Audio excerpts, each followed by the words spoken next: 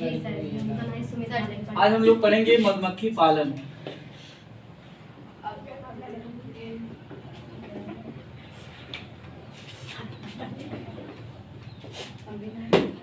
मधुमक्खी पालन को जो है एपीकल्चर बोलते हैं।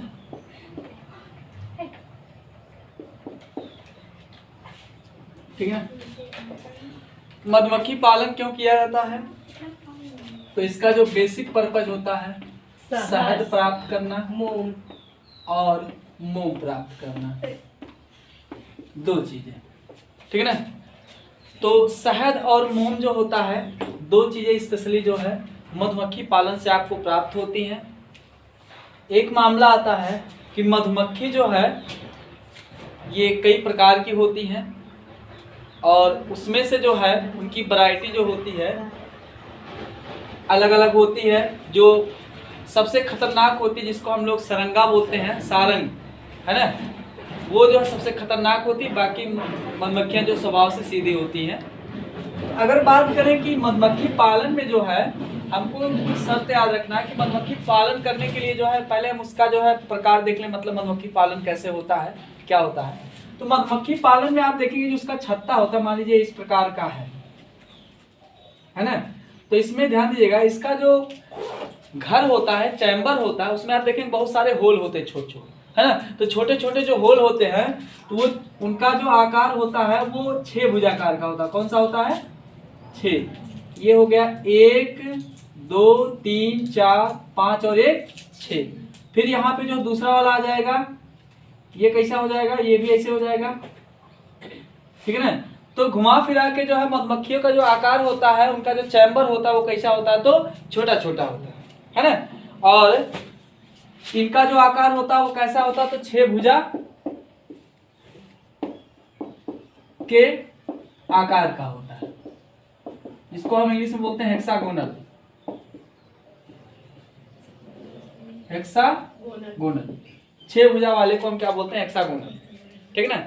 इसके बाद जो बात करते हैं कि एक छत्ते में जो है मधुमक्खियों की जो प्रजाति होती है, आप लोग देखते होंगे कि मधुमक्खी जो है इनमें जो है जैसे हम लोगों में भाषा नहीं होती बातचीत करने का, चिड़ियों में भाषा होती है, वैसे इनमें भी कोड वर्ड होता है, भाषा होती है। तो इस प्रकार जो है ये आपस में जो आप देखेंगे कि कभी काल जो मधुमक्खियां जो सीधी चलकर जाती हैं, कभी काल आप देखेंगे ऊपर नीचे होके जाती हैं, कभी काल आप देखेंगे कि गोल गोल घूम के जाती हैं।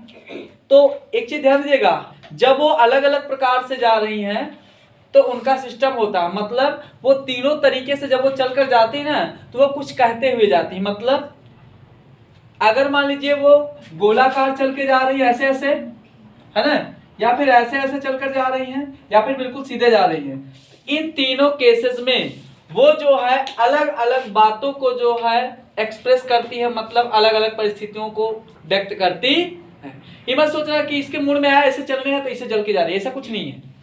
वो जो है उनका भी एक उद्देश्य होता है। जैसे हम लोग बोलते नहीं है कि मतलब जो है अगर हम लोग ऐसे कर देते हैं, खोपड़ी हिला देते हैं तो मतलब ना, अगर ऐसे कर दिए तो हाँ, तो ये क्या हुआ? हमारा जो है विचार व्यक्त करने का एक तरीका हुआ।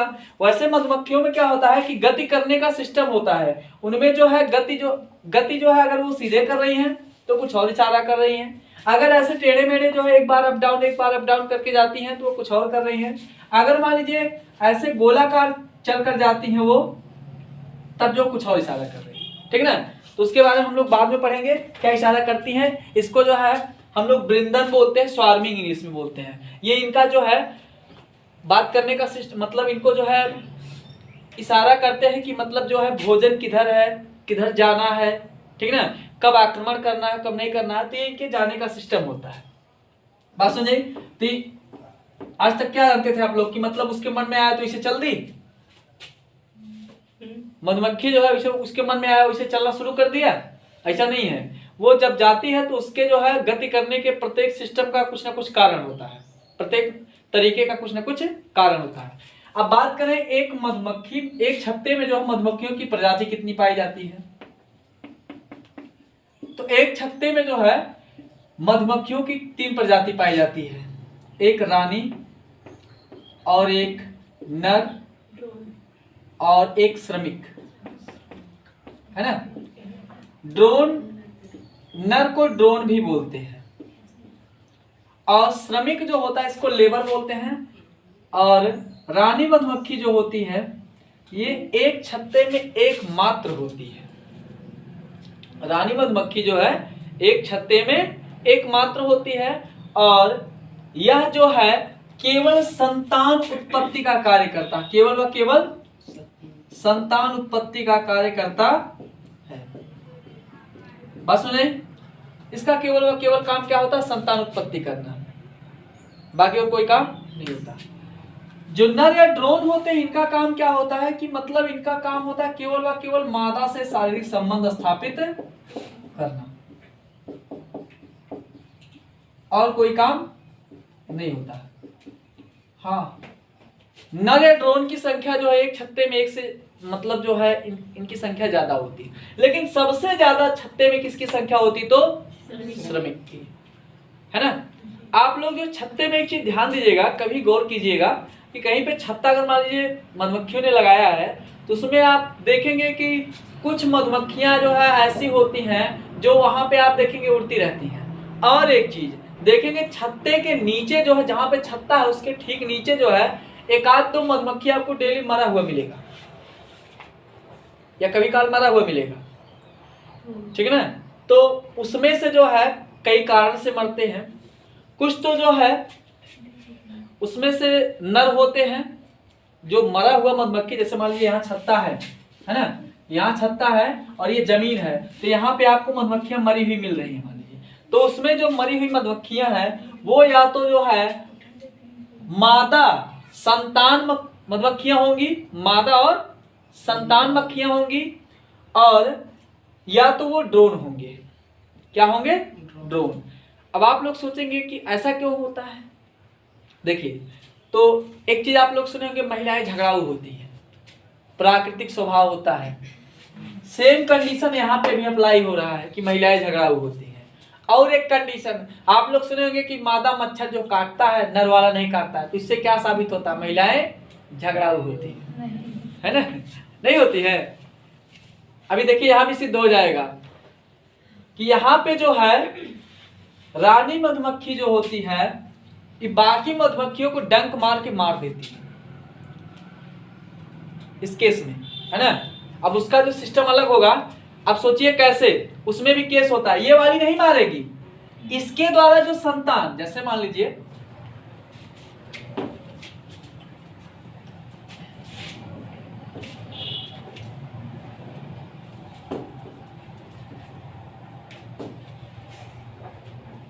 देखिए, मान लीजिए छत्ता है, ठीक है, इसमें जो है नर है और रानी मधुमक्खी है और श्रमिक है, तीन वैरायटी है। श्रमिक का काम क्या होता है कि रानी जो है जो अंडे वगैरह देगी उनसे जो मधुमक्खी पैदा होंगी उनको खिलाना पिलाना। केवल आज हम इनके बारे में जो है पढ़ लेंगे कि मतलब इनका लाइफ साइकिल कैसे चलता है, ये कैसे जो अपने आप को मैनेज करते हैं। तो श्रमिक का काम क्या होता है, जो मधुमक्खी जो पैदा होंगी उनको जो है पालन पोषण करना, उनका देखभाल करना और शहद की व्यवस्था करना, छत्ते की मरम्मत करना, ये सब किसका काम होता है? तो और किसी को अगर 50 मधुमक्खी दौड़ा के काट रही हैं तो वो भी किसका होता है काम? श्रमिक का। बात सुनिए। और एक चीज ध्यान कि नर जो होता है ये अगुणित होता है, मतलब इसमें गुणसूत्रों की संख्या जोड़े में नहीं पाएगी, ठीक है ना। बात सुनिए, वो सब हम आगे चल के देखेंगे अभी। अब जो है बात करते हैं कि यार इसमें जो है हम लोगों ने पढ़ा कि रानी जो है एक छत्ते में जो है एक ही रह सकती है। एक छत्ते में कितना? एक। और नर जो है या ड्रोन जो है वो ज्यादा रह सकते हैं, लेकिन फिर भी इनकी संख्या श्रमिकों से कम होगी। सबसे ज्यादा संख्या किसकी होगी? तो श्रमिक की, ठीक है ना। तो इनमें जो है ना वही महिलाएं झगड़ाऊ होती हैं वाली कहानी अप्लाई होती है। अब वो कैसे, देखिए मान लीजिए इनमें निषेचन कैसे होता है वो भी समझ लेते हैं। तो ये नर वाला जो होता है मर जाता है। नर जो होता है, ड्रोन होता है मधुमक्खी में, वो मर जाता है। सोचिए क्यों? तो इनमें एक क्वालिटी पाई जाती है कि जब नर और रानी, मतलब ड्रोन और रानी मधुमक्खी जो है, जब ये शारीरिक संबंध स्थापित करते हैं तो इस दौरान ये हवा में होकर, कहां पे? तो हवा में होकर, मतलब छत्ते में नहीं रहेंगी। तो ये हवा में उड़ करके जो शारीरिक संबंध स्थापित करते हैं, और जब ये शारीरिक संबंध स्थापित करते हैं तो जो नर मधुमक्खी होता है उसका जो लैंगिक भाग होता है वो मतलब एक तरीके से आप कह सकते हैं क्षतिग्रस्त हो जाता है, या मादा के शरीर में टूट जाता है। बात समझ रही? वो भाग क्या होता है, मादा या रानी मधुमक्खी के शरीर में क्या होता है, टूट जाता है। इस केस में नर की क्या हो जाती है, मौत हो जाती है। बात समझ? तो मान लीजिए जो है, अब रानी मधुमक्खी जो है उसमें निषेचन हो गया, शारीरिक संबंध स्थापित हो गया, मतलब निषेचन हो गया। निषेचन होने के बाद रानी मधुमक्खी ने अंडे दिए, अंडे से जो बच्चे निकलेंगे, है ना। अब ये जो अंडे से बच्चे निकलते हैं उनमें जो है कुछ श्रमिक हो सकती हैं, ठीक है ना, और कुछ जो है मतलब मादा मधुमक्खियां हो सकती हैं, कुछ मादा हो सकते हैं और कुछ श्रमिक, ठीक है ना। श्रमिक जो है ये बेसिकली अगर आप देखेंगे तो इनमें जो है कुछ त्रुटि पाई जाती है, अर्थात इनका शरीर जो है पूर्ण रूप से जो है मादा मधुमक्खियों जैसा नहीं होता है, इनमें कुछ फाल्ट पाया जाता है, इसीलिए इनको जो है श्रमिक बोल दिया जाता है कि ये जो है केवल काम धाम करने के लिए बने और कोई काम इनका नहीं है, ठीक ना।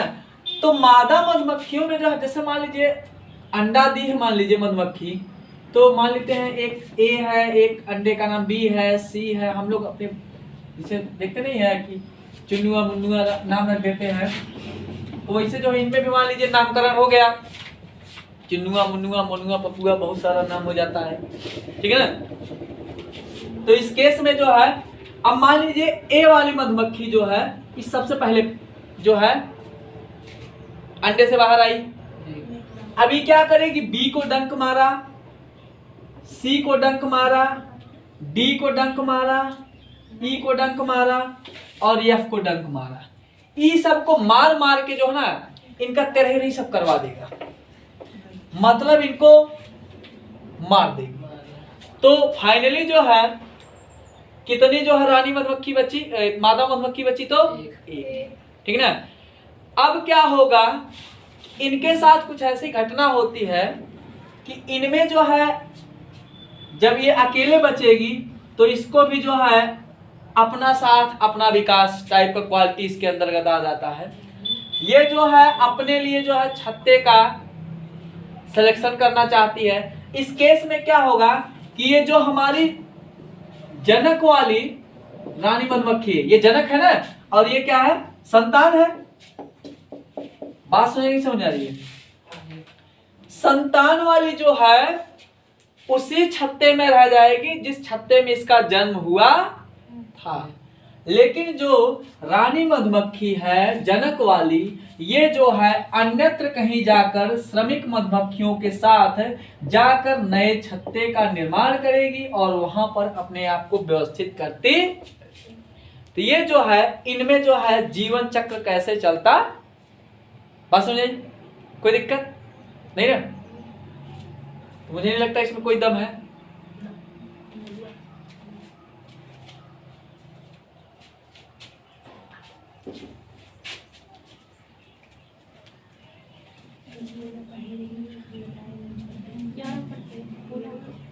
फिर बात करते हैं कि इनमें जो है कैसे स्पष्ट होता है कि कौन सी मधुमक्खी जो है वो मतलब नर वाला होगा, कौन सा, मादा वाला। तो जो नर वाला होता है ये आगुणित होता है, इसमें गुणसूत्र जो होते हैं वो यन होते हैं, और मादा वाले में क्या होगा तो 2n होगा, है ना। n टूटेगा तो n में रह जाएगा और 2n टूटेगा तो n प्लस n रह जाएगा, है ना। बस अब इस केस में जो है ये इसके साथ आएगा तो ये क्या बनेगा 2n। अब 2n में जो है ये दोनों हो सकते हैं, या तो रानी मधुमक्खी हो सकती है या फिर श्रमिक, लेकिन ये जो बचा है ये क्या हो जाएगा नर या ड्रोन। बात समझ में आई, कोई दिक्कत नहीं ना। तो इनमें जो है जो संतान उत्पन्न होगी वो जो है कैसे होती है, बात समझ आ गई।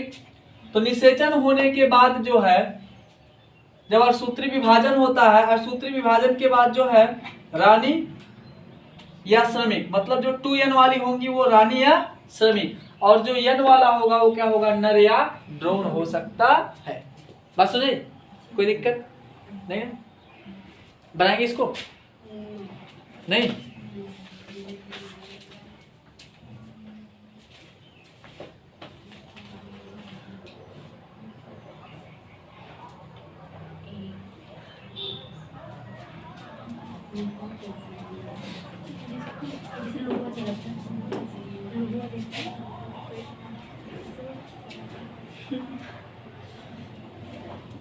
अच्छा, मधुमक्खी जो है कौन से फाइलम के अंतर्गत आएगी, तो मधुमक्खी कौन से फाइलम के अंतर्गत आएगी, आर्थ्रोपोडा। आर्थ्रोपोडा, आर्थ्रोपोडा जो है सबसे छोटा फाइलम, सबसे बड़ा, सबसे बड़ा कीड़ा मकोड़ा की संख्या जो दुनिया में सबसे ज्यादा है, तो सबसे बड़ा फाइलम कौन है, आर्थ्रोपोडा। ठीक है ना।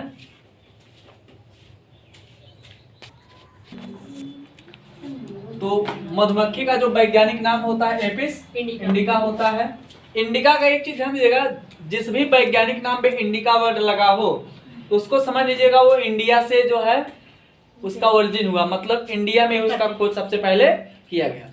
ठीक है ना। जैसे रोजा इंडिका, रोजा इंडिका का मतलब क्या हो गया, गुलाब जो है कहाँ से लिया गया, तो इंडिया से। मैंजीफेरा इंडिका आम का वैज्ञानिक नाम, वो कहाँ से लिया गया, तो इंडिया से। जिसमें इंडिका वर्ड मिलता है आपको सोच लीजिए वो इंडिया से है। ठीक है ना।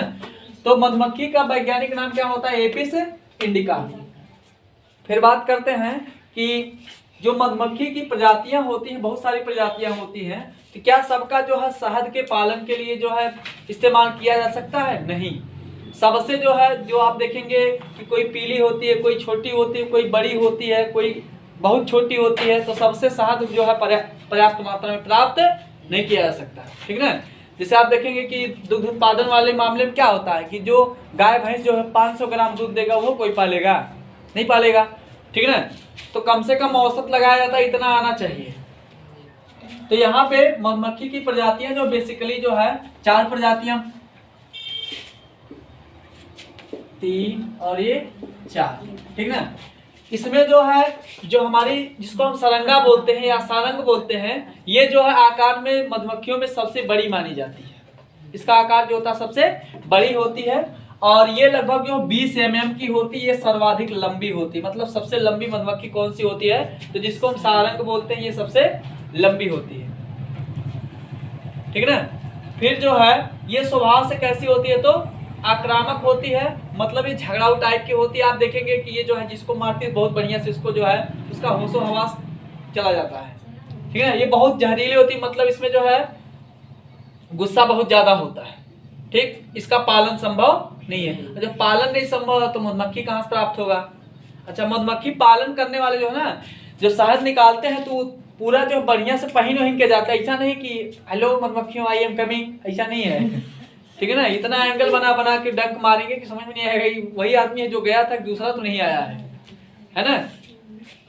इसके बाद जो है बात करते हैं एपिस इंडिका। ये जो भारतीय मधुमक्खी होती है, ठीक। और ये जो है स्पेशली आप देखेंगे कि अंधेरे वाले भाग में छत्ता लगाती है, जिसका जो है इसका जो मतलब फेवरेट एरिया होता है वो अंधेरा होना चाहिए। अब वो चाहे घर हो चाहे कुआं हो, ठीक ना, या फिर कोई गुफा हो, उससे मतलब नहीं है। तो ये अंधेरे में ही जो है लगाएगी। और इससे जो है एक छत्ते से लगभग 6 से 7 पाउंड, 6 से 7 पाउंड जो है शहद प्राप्त किया जा सकता है। 1 पाउंड लगभग 400 ग्राम के बराबर होता है। 1 पाउंड बराबर कितना, लगभग 400 ग्राम, ठीक है ना। फिर जो है ये स्वभाव से नम्र होती है, इसका पालन संभव है, मतलब इससे जो है इसको पालने में कोई दिक्कत नहीं होती, ठीक है ना। फिर जो बात करते हैं एपिस फ्लोरिया, ये जो है छोटी मधुमक्खी के नाम से जानी जाती है और यह स्वभाव से डरी हुई होती है, मतलब डरावनी होती है, कोई मतलब दिक्कत नहीं करती, इसको पाला जा सकता है। लेकिन शहद जो है इससे एक छत्ते से 250 ग्राम प्राप्त किया जा सकता है। तो सीधी सी बात है, अगर 250 ग्राम शहद प्राप्त किया जा सकता है एक छत्ते से, इसका छत्ता जो होगा छोटा होगा बड़ा होगा, छोटा होगा।